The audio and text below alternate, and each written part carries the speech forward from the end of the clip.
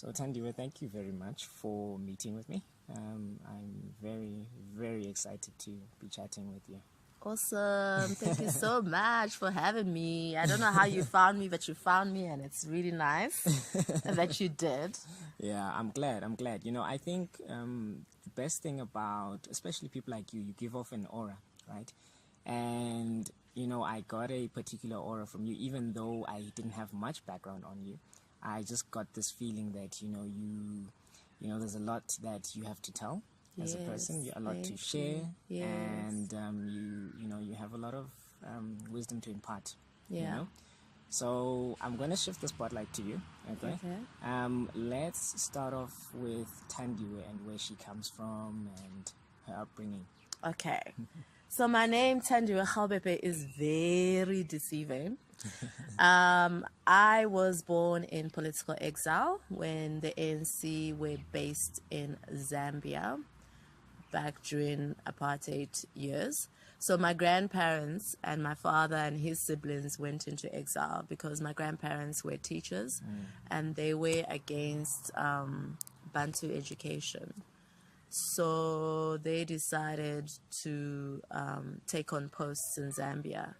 And that's how they went to Zambia and began teaching. And while they were teaching there, a lot of opportunities opened up for them. They went from being teachers to now lecturers, curriculum, advisors, or. And also now then the ANC, their headquarters moved to Lusaka, and my grandmother, who was very active in education and had a role with the United Nations and was traveling all over the world, President Kenneth Kaunda asked them to please look after Oliver Tambo. So that's how we started living with Oliver Tambo. He lived with us for about 10 years. And then we were surrounded by the Thabo Mbekis, the Chris Honeys, the Jacob Zumas, a lot of them, the Steve Chwetes, too many to mention actually. And then Alfred and Zo, who my aunts, my dad's youngest sister, ended up marrying their only son, Ike and Zo.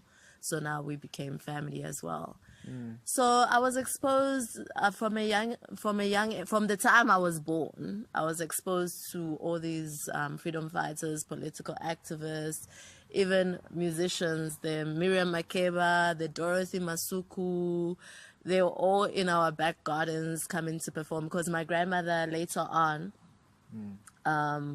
after she decided to leave teaching, started a fashion business, but the fashion business was specifically making clothes for people within, high profile people.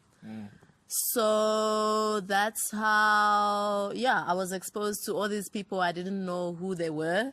But my dad is a professional. He's an ex-aircraft engineer. So he worked for the Zambian government, for Zambian Airways, and then he got a post with the United Nations, and we had to move to the Copper Belt. So we moved to another city called Tundola. And that's where I spent most of my childhood. My mother she was born in Zambia, but her parents are originally from Congo. So I say that in terms of blood, I'm South African and Congolese, but even though myself, I was born in Zambia and I speak the local language, but the local language I speak is actually not even my mom's. It's just a language that I picked up, spoken by the Zambians.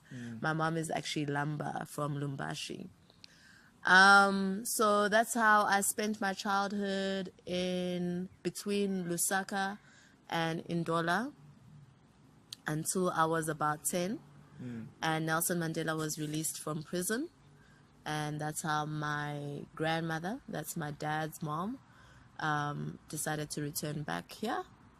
And she took me with. But then my mom had already had two children that she brought into the marriage with my dad. So I'm the firstborn. Then I had a younger sister and two younger brothers. Right now, as it is, it's me and my younger brother. The rest, unfortunately, have gone to be with the Lord. So yeah, I was the first one to come here, and I went to school not so far, actually just down the road from, this was my first school, Bordeaux Primary School, from where we are doing the interview. So it's just actually like a few footsteps away. So it's kind of a bit of homecoming. Auspicious to be being interviewed here. And I live not so far down the road from here. I lived in Hurlingham Manor. So I grew up in Hurlingham Manor from the time I was 10. Went to Bordeaux Primary School, and I was the first black kid, one of the very first few black kids in the school. At the time, because I was coming from Zambia and there were not that many white people, being with white people wasn't a big deal for me, you know. I actually was quite fascinated by them, you know. But as I grew older, I realized that things like they wouldn't pronounce my name, as simple as Thandiwe or even Thandi.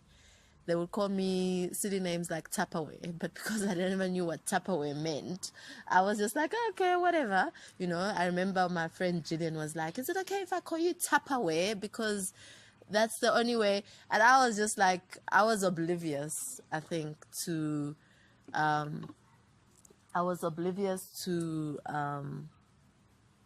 don't know, I think their attitude, you know.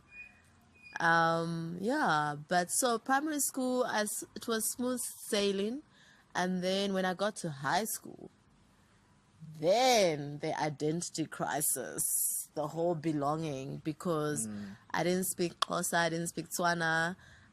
In primary school, I learned Zulu and Afrikaans, and at home we spoke English, because in the house it was Xhosa and Tswana, so it was just to make matters simple, we all spoke English to each other, even though some members in the house would go on in their different languages. Yeah, but when I got to high school, I went to Hyde Park High, still in Sandton, and the black kids there that came there from the townships were very unimpressed with me. They called me a coconut, a kwere, you know, and at that time, my grandfather, Alfred Nzo, was Minister of Foreign Affairs. So the only way it ended, because I remember there was one time I even went home crying. Somebody told me that I must go back home, meaning to Zambia. I don't belong here. I've come to steal their jobs and their houses and all that, and I'm not South African. Because I was friends with everyone. It didn't matter the color, and it really, really made them mad. So I told my dad, I went home crying. I remember Tabang, it was Tabang who made me cry, and Neo, his brother. And my dad, we got hold of their telephone numbers, they called them, and then I think I was okay, but it didn't really kind of stop.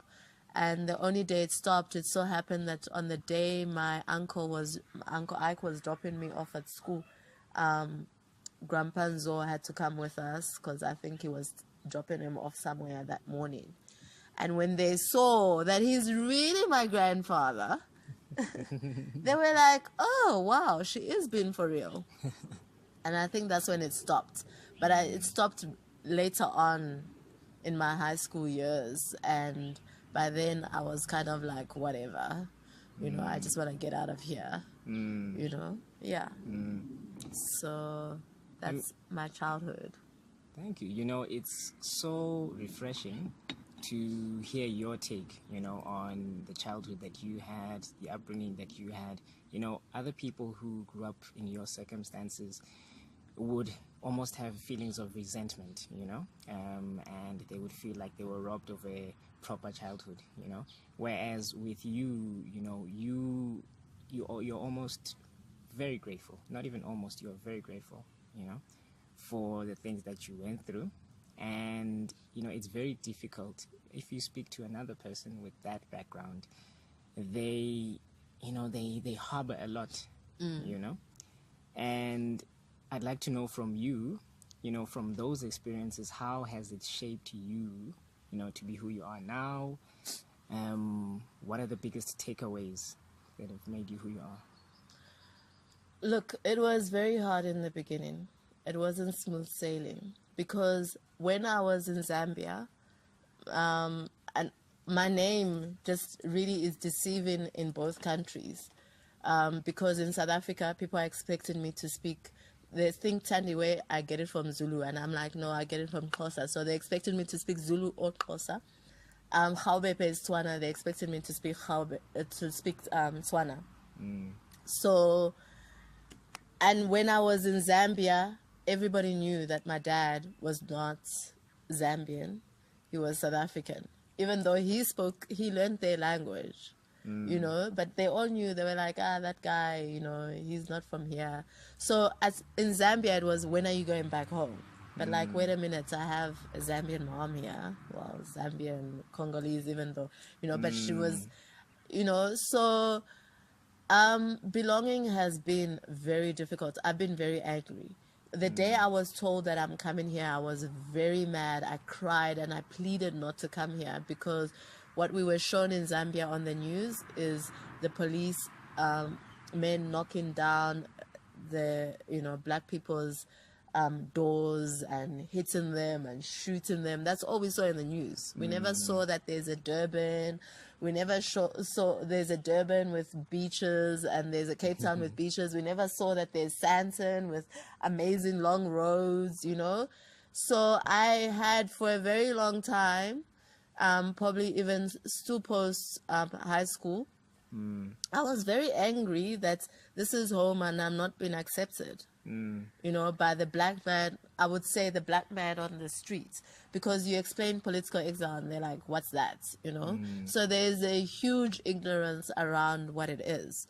And sometimes it's scary, especially because of the climate of the politics in the country where, we have xenophobia, because you could now even be killed or be beaten for being a foreigner,